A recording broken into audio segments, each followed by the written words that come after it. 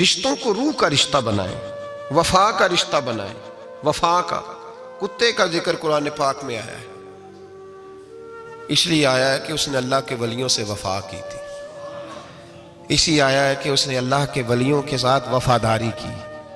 وفاداری کی تو اللہ نے اس کا ذکر قرآن میں۔ ایک بادشاہ تھا، بادشاہ جو ہوتے تھے ان کے اپنے اپنے مزاج ہوتے تھے۔ اس بادشاہ نے 4 5 6 کتے رکھے ہوئے تھے، اور کتے بڑے بڑے کتے تھے، اور بڑے وہ خون خار کتے تھے، چیر پھاڑ کھا جاتے تھے، شیر جتنے ان کے قد تھے۔ بادشاہ تھوڑا سا کسی آدمی سے ناراض ہوتا نا تو ایک بہت بڑے پنجرے کے اندر ایک بہت بڑا سلاخوں کا گھر اس نے بنایا ہوا تھا، اس میں کتے ہوتے تھے، اور کتے کو جب باندھ کے رکھا جاتا ہے تو زیادہ زہریلا ہو جاتا ہے، وہ زیادہ اس کے اندر کرواہٹ آتی ہے، زیادہ کاٹتا ہے۔ اس نے قید کیے ہوئے تھے، کتے تو بڑے زہریلے تھے۔ جس آدمی سے بادشاہ تھوڑا سا ناراض ہوتا نا تو وہ کتے کے آگے اس آدمی کو ڈالتا، کتے اس کو چیر پھاڑ کے کھا جاتے۔ یہ سزا تھی، لوگوں کو پتا تھا۔ بادشاہ کے وزیر نے بڑی خدمت کی بادشاہ کی، 35 سال تک نوکری کی، لیکن ہر سورج نے غروب تو ہونا ہی ہوتا ہے نا، ہر چاند نے ڈھلنا بھی ہوتا ہے۔ اب بوڑھا ہونے لگا، وہ جو مضبوط حافظہ تھا وہ کمزور ہونے لگا، ہلکی ہلکی غلطی۔ بادشاہ مزاج کا بادشاہ تھا، پر نہیں سمجھ میں آیا، تو میں نے کہا کہ لوگ کہتے ہیں ہمیں کام پیارا ہے، چم نہیں، تو رشتہ وفا کا تھا ہی نہیں۔ وزیر سمجھنے لگا کہ اب نہ میں بھی غلطیاں کرنے لگا ہوں، تو ایسا نہ ہو کسی دن میں بھی ان کتوں کا شکار ہو جاؤں۔ اس نے بادشاہ سے کہا کہ بادشاہ،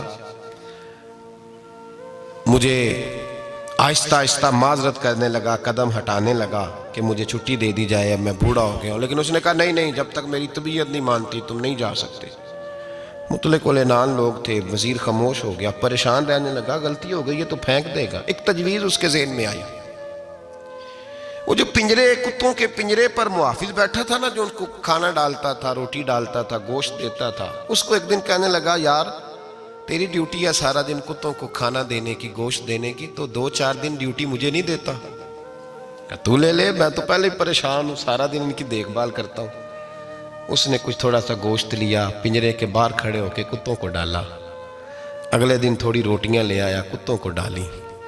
2 4 دن، ہفتہ، مہینہ، سال بھر، جتنا اس کو موقع ملا وہ دن بھر خدمت کرتا۔ بس وقت ایک دن آ گیا،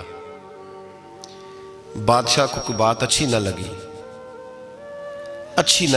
اس نے کہا اس بڈھے کو اٹھاؤ اور ڈالو کتوں کے پنجرے میں، ساری زندگی یہاں رہا، اسے ابھی تک نہیں پتا چلا میرے مزاج کا۔ جب اٹھا کے پنجرے میں ڈالا نا تو بجائے اس کے کہ کتے اسے کاٹ کھاتے، وہ اس کے پیر چومنے لگے، وہ پیر چومنے لگے، ہاتھ چومنے لگے، چاٹنے لگے۔ تو بادشاہ اب سامنے کھڑا تھا نظارہ دیکھنے کو کہ چیر پھاڑ کرتے تو خوش ہوا کرتا تھا، خونخوار درندے جیسی اس کی طبیعت ہو گئی۔ جب دیکھا پیار کر رہے ہیں تو بادشاہ وزیر سے کہنے لگا یہ کیا ہے؟ تو وزیر رو پڑا، کہنے لگا تو سیاستدان تھا تو میں بھی سیاستدان تھا، ساری زندگی سیاست کی، لیکن دنیا داروں کے ساتھ رہا، تو انجام یہ ہوا کہ مجھے اس پنجرے میں ڈال دیا گیا۔ دیکھ تو بہت بڑا سیانہ تھا اور میں بھی سمجھدار تھا، وزیر رہا، لیکن ہمارا روح کا رشتہ نہ بن سکا۔ ارے ہم سے تو یہ کتے ہی اچھے نکلے، تیری 40 35 سال خدمت کی تو نے کتوں کے آگے ڈال دیا، انہیں تو چند مہینے روٹی ڈالی ہے، میرے وفادار ہو گئے۔ چند مہینے روٹی، جنہ تنا وچ عشق نہ رچیا، کتے نہ تھی چنگے، جنہ تنا وچ عشق نہ رچیا، کتے نہ تھی چنگے، مالک دے کر راکھی کر دے، صابر پکھے ننگے۔ اور بابا بلے شاہ صاحب فرماتے ہیں تو راتی جاگیں تے شیخ صدا میں، راتی جاگ دے کتے تے تیتھوں اتے مالک دا در مول نہ چھڑ دے، پاویں مارو 100 100 جتے تے تیتھوں اتے رکھا سکھا کھا، دنے جار رکھاں وچ ستے، تیتھوں اتے ایک برکی دا قدر پچھانن، پاویں مالک ہوں من ستے۔ ایک برکی دا اوپر کھڑے ہو کے کام نہیں کرانا پڑتا کہ میں کھڑا رہوں گا تو کام صحیح ہوگا، جاؤں گا تو نہ. ایک برکی دا قدر پچھانن پاویں مالک ہو من ستے. پھر اپنے آپ کو مخاطب کیا، کہنے لگے اٹھ بلیا چل یار منا لے نہیں تے بازی لے گئے نہیں کتے.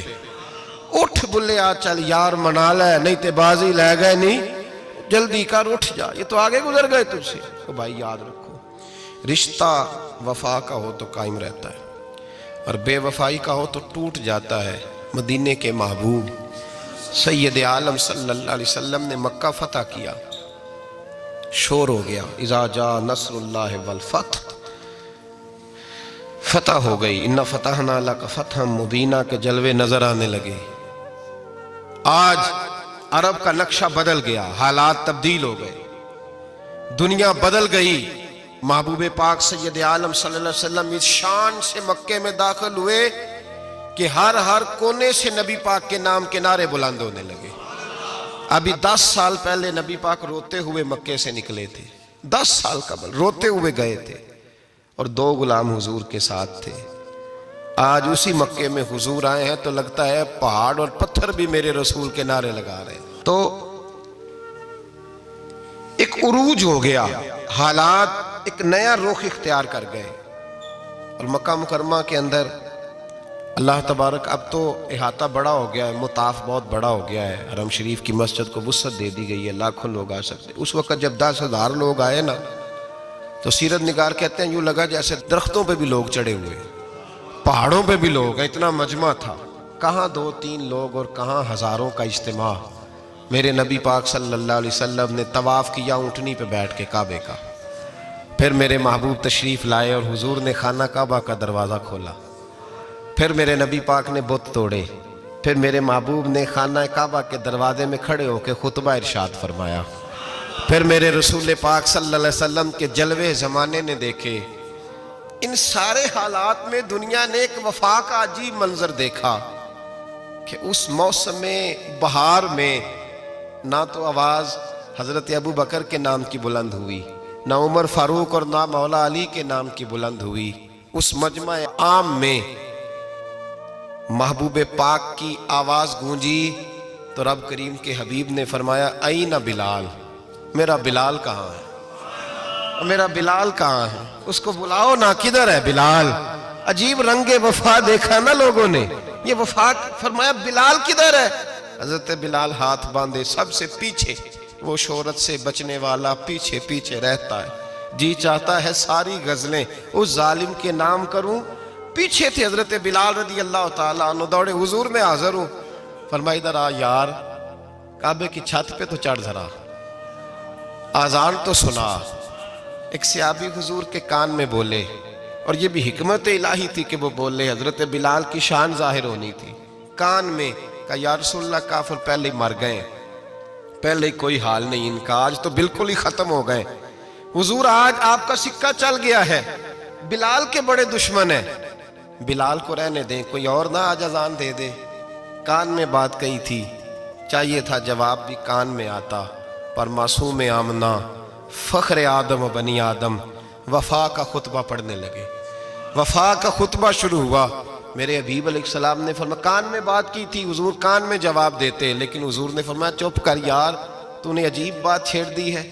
جب مکے میں پتھر کھانے ہوں تو بلال، اور جب بدر میں تلواریں چمکے تو بلال، احد میں پتھر برسے تو بلال، اور گلے میں کس کے رسی باندھ کے سے مکے کی گلیوں میں گھسیٹا جائے تو بلال محمد محمد کہے. اور آج اللہ عزتیں دے تو کسی اور کو چڑھاؤں. فرمایا چپ کر کے سارے نیچے کھڑے رہو. آج کعبے کی چھت پہ بلال کھڑا ہوگا تو میں دنیا کو بتاؤں گا وفا کس چیز کا نام ہوا کرتا. بلال ہی چڑھے گا کعبے کی چھت پہ. کس نے ذروں کو اٹھایا اور صحرا کر دیا، یہ کس نے قطروں کو ملایا اور دریا کر دیا، اور کس کی حکمت نے یتیموں کو کیا در یتیم اور غلاموں کو دنیا بھر کا مولا کر دیا. بھائی یاد رکھو، رشتہ جو وفا کا ہوتا ہے نا، اس کا بڑا رنگ ہوتا ہے، اس کا بڑا انداز ہوتا ہے، اس کے بڑے طریقے ہوتے ہیں. اگر حضرت حلیمہ غربتوں کے عالم میں میرے مصطفیٰ کو لے کے گئی تھی نا، تو معصوم آمنہ نے بھی تو سبق بڑا نرالا دیا نا امت کو. حضرت حلیمہ جب لے کے گئی تھیں تو تب تو 3 لوگ تھے نا، کوئی دیکھنے والا نہیں تھا، 3-4 لوگوں میں لے کے گئی تھیں۔ حلیمہ کہتی ہے جب میں نے رنگ دیکھا تو میں نے نرالا دیکھا ہے، مسجد بھری ہوئی تھی غلاموں سے، اور کریم رسول منبر پہ بیٹھے تھے، سادی سی بی بی جس کے لیے کبھی کوئی اٹھ کے کھڑا نہیں ہوا تھا، کوئی بھی، لباس بھی پرانا اور میلا تھا۔ کہتی ہیں جب میں نے مسجد میں قدم رکھا تو وہ والے نعرے لگے جو فرشتوں نے بھی دروازے کھول کھول کے دیکھے کہ کسی کے نعرے لگ رہے ہیں۔ اور جناب حلیمہ کہتی ہیں کسی نے ایسا کبھی استقبال نہ دیکھا ہوگا، حضور اٹھے گویا اللہ کی ساری رحمتیں اٹھ کے کھڑی ہو گئیں، اور پھر مصطفیٰ کریم نے بچھائی جب چادر، اور حضرت حلیمہ سعدیہ رضی اللہ تعالیٰ عنہ بیٹھی، اور حضور التحیات کی حالت میں سامنے بیٹھے، تو لوگوں کو پتہ چلا جو وفا کا رشتہ ہوتا ہے اس کا رنگ ذرا نرالا ہوا کرتا ہے، اس کا انداز ذرا انوکھا ہوا کرتا ہے۔ بھائی رشتہ وفا کا، رشتہ خلوص کا، لالچ کا رشتہ اگر آپ نے کمپنی والے کی اس لیے دعوت کی ہے نا کہ وہ آپ کو مال صحیح دے گا، تو بھائی وہ بھی اس لیے آیا ہے کہ آپ اس کا مال زیادہ بیچیں گے۔ اگر آپ کسی رشتہ دار کے ساتھ اس لیے تعلق رکھتے ہیں نا کہ اس کے پاس پیسے زیادہ ہیں، تو وہ بھی اس لیے آپ کے ساتھ تعلق زیادہ رکھے گا کہ کبھی کبھی چلو گاڑی چلا لے گا، کبھی کبھی میرے کسی کام آ جائے گا۔ یہاں خلوص دیکھو، یہاں اگر آپ کے ہاں خلوص ہے تو پھر سامنے بھی آپ کو بڑا خلوص ملے گا۔ دنیا میں وفا ختم نہیں ہوئی، پر ہم نے وفا کا رشتہ ہی نہیں بنایا، ہم نے تعلق ہی نہیں بنایا، وفا کا تعلق ہی نہیں بنایا۔ میرے شیخ سے کسی نے پوچھا تو حضور آپ ہاتھوں میں ہاتھ لے کے بیعت کرتے ہیں؟ تو آپ فرمانے لگے وہ تو ادا ہے نا، وہ سنت ہے، لیے تو ہاتھوں میں ہاتھ ہی ہوتے ہیں، لیکن فرمایا جب کسی کو سامنے بٹھاتے ہیں تو اصل بات ہی ہوتی ہے کہ ہم دلوں میں دل لے کے بیعت کر رہے ہیں، ہم دلوں کو دلوں سے باندھ رہے ہیں، اور یہ وہ رشتہ ہے جو قبر کی دیوار کے اندر جا کے بھی دوبارہ کھلتا نہیں، یہ قائم ہی رہتا ہے۔ رشتے وفا کے پیدا کریں، خلوص کے پیدا کریں، للہیت کے پیدا کریں۔ میرے نبی پاک سید عالم صلی اللہ تعالیٰ علیہ وسلم نے اس وفا کو آگے پھیلایا ہے۔ زندگی میں کبھی بھی کسی شخص کے ساتھ بھی تعلق لالچ کا نہ بنائیں، ورنہ آپ ٹوٹ کے بکھر جائیں گے، سامنے والے کا کچھ نہیں بگڑے گا، آپ ٹوٹ کے بکھریں گے، اور رزلٹ کی امید کبھی نہ رکھیں۔ وفا ہوتی 2 طرفہ ہے پر کرنی یک طرفہ چاہیے، یاد رکھ لیں، وفا ہوتی 2 طرفہ ہے، کرنی یک طرفہ چاہیے۔ جو کہتا ہے نا سامنے والا کرے گا تو میں کروں گا، وہ بھی کچا ہے، وہ کمزور ہے، وہ ابھی پکا نہیں ہوا۔ وفا کرنی یک طرفہ چاہیے، تو کر، سامنے والا نہیں کرتا تو نہ کرے، تو اپنی طرف دیکھنا، سامنے والے کو چھوڑ، وہ نہیں کرتا تو نہ کرے، اس کا اپنا۔ حضرت امام احمد بن حنبل رحمت اللہ تعالیٰ علیہ، یہ وفا کے عنوان میں بڑی اہم بات ہے اگر آپ کو سمجھ آئے تو۔ امام احمد بن حنبل رحمت اللہ تعالیٰ علیہ جھیل کے کنارے، ندی کے کنارے وضو کر رہے تھے، ایک بچھو ساتھ ساتھ چل رہا تھا، وہ چلتے چلتے پانی میں گر گیا۔ امام احمد بن حنبل نے ہاتھ رکھا، بچھو کو باہر نکالا، جب باہر نکالا تو اس نے ڈانگ مارا۔ جس کی طبیعت میں ڈانگ ہوگا تو وہ ڈانگ ہی مارے گا، کہ پاس ہے ہی اور کوئی نہیں تو وہ کرے کیا، وہ مجبور ہے، اس نے ڈانگ مارا۔ امام صاحب نے باہر رکھا، بھیگا ہوا بچھو آپ نے دیکھا ہو جب ندی کنارے چلتا ہے تو پھر گر جاتا ہے، وہ پھر گرا تو امام صاحب نے پھر نکالا، نکال کے باہر رکھا تو اس نے پھر ڈانگ مارا، پھر ساتھ ساتھ چلتے چلتے وہ گر گیا۔ کئی دفعے ایسے ہوا، کئی دفعہ امام صاحب نے نکالا۔ ایک شخص قریب کھڑا دیکھ رہا تھا، وہ کہنے لگا حضور بس کریں، آپ نکالتے ہیں وہ ڈانگ مارتا ہے، چھوڑ دیں۔ آپ فرمانے لگے اچھا بھائی بڑا تو عجیب مشورہ دے رہا ہے، وہ اپنی بری عادت پہ ڈٹ گیا ہے تو میں اچھی عادت ہی چھوڑ دوں؟ وہ بری نہیں چھوڑ رہا، ڈٹ گیا ہے، بار بار ڈانگ مارتا ہے تو میں اچھی چھوڑ دوں؟ آپ اپنی طرف دیکھیں گے، ہماری طرف سے کوئی کمی نہیں آنی چاہیے، سامنے والے جانے، اس کا کام جانے۔ وفا کا رشتہ مضبوط رکھیں، دوستی کا تعلق مضبوط۔ میاں صاحب نے کہا چنگی مندی سجنا کولو 100 واری ہو جاندی، کنی واری؟ پکی گل ہے نا جی، کنی واری؟ میاں صاحب نے کہا ہے 100 واری، ہم تو ایک واری بھی معافی دینے کو تیار نہیں۔ چنگی مندی سجنا کولو، ایسے نہیں آنے جانے والے سے نہیں، اس کے معاملے میں تو ہم خوددار ہیں نا، ہر ایک سے نہیں سنتے، وہاں تو ہم خوددار ہیں۔ سجنا کولو چنگی مندی سجنا کولو 100 واری ہو جاندی، یار یاراں دا گلہ نہیں کر دے اصل پریت جنہ دی۔ اور پھر یہ بھی کہتے ہیں ਪਾਣੀ ਭਰਨ ਸਹੇਲੀਆਂ ਰੰਗਾ ਰੰਗ ਘੜੇ, ਅਸੀਂ ਭਰਿਆ ਉਸ ਦਾ ਜਾਣੀਏ ਜਿਸ ਦਾ ਤੋੜ ਚੜੇ। ਭਰਿਆ ਉਸ ਦਾ ਜਾਣੀਏ ਜਿਸ ਦਾ, ਯਾਦ ਰੱਖ ਲੈ, ਭਰਿਆ ਉਸ ਦਾ ਜਾਣੀਏ ਜਿਸ ਦਾ। मज़ा तब भी है कि हज़रत अबू बकर सिद्दीक़ का जनाजा रोज़ा रसूल पे रखा जाए तो मुस्तफ़ा करीम का दरवाज़ा खुद ब खुद खोल जाए और हुजूर फरमाए लाओ दोस्त को दोस्त के साथ मिला दो। पानी भरन सहेलियां ते रंगा रंग घड़े, भरिया उस दा जानिए जिस दा तोड़। रिश्तों को साबित न करें, रिश्तों से वफा करें। साबित न करें मेरा बड़ा रिश्ता है, आप पता चलना चाहिए कितना रिश्ता है। जो लोग काबिल एहतराम होते हैं, काबिल इकराम होते हैं, उनकी हर चीज़ ही काबिल एहतराम होती है। और ये दावा नहीं किया जा सकता कि मैं फ़लाँ आदमी की बड़ी इज़्ज़त करता हूँ पर मैं उसके बाप की इज़्ज़त नहीं करता। मैं अपने उस्ताद का बड़ा एहतराम करता हूँ, मेरा उस्ताद है ना, उसके अब्बा जी तो मेरे उस्ताद नहीं ना। ये बात काबिल कबूल नहीं होती। आप फितरी तगाज़ों को समझें। जो आदमी आपके लिए काबिल इकराम है, उसकी हर चीज़ काबिल एहतराम है, आपको उसका इकराम करना है। ये पूरी दुनिया में उसूल लागू होता है, पूरी दुनिया में। हम जो सादे लोग थे, देहाती लोग थे, हम तो कहते थे कि जहाँ बैठ के मैं रोज़ी कमाता हूँ, मैं तो उस जगह की बड़ी इज़्ज़त करता हूँ, इसलिए कि अल्लाह करीम मुझे यहाँ से हलाल रिज़्क़ अता करता है। तो ये याद रखें कि जो चीज़ें काबिल इकराम होंगी, काबिल एहतराम होंगी, उनसे मंसूब चीज़ें भी हमेशा काबिल एहतराम होती हैं।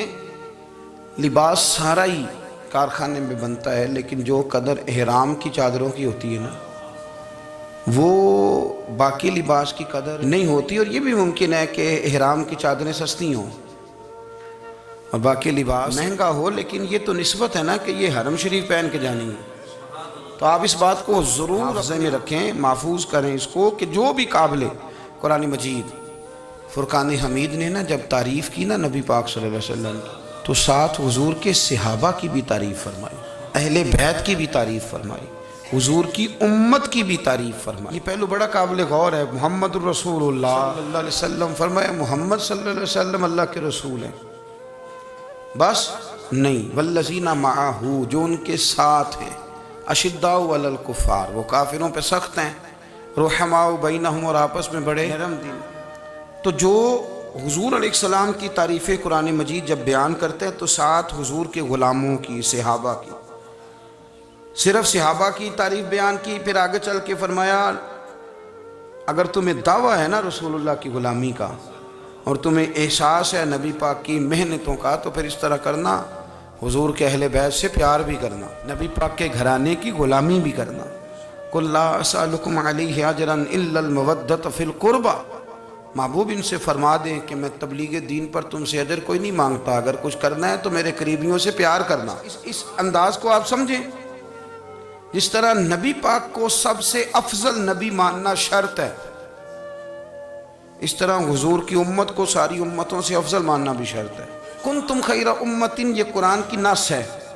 अल्लाह ने कहा मेरे नबी के गुलामों, तुम बेहतरीन उम्मत, खैरा उम्मतिन, तुम बेहतरीन लोग हो। या अल्लाह, कुछ तो ऐसे हैं जिनको ज़िंदगी बड़ी मुख्तसर हुई, कुछ तो ऐसे हैं जिन्हें ईमान नसीब हुआ तो कुछ महीनों में इंतकाल कर गए। तो हज़रत नूह की कौम तो 1550 साल नमाज़ें पढ़ती रही। बाज़ लोग ऐसे थे 1550 साल इबादत की, और यहाँ तो बालिग होने के बाद किसी को 25, किसी को 20 साल मिले। तो रब फरमाते हैं हो बेहतरीन, ये तुमने मानना है इसलिए कि तुम मेरे नबी से निस्बत रखते हो।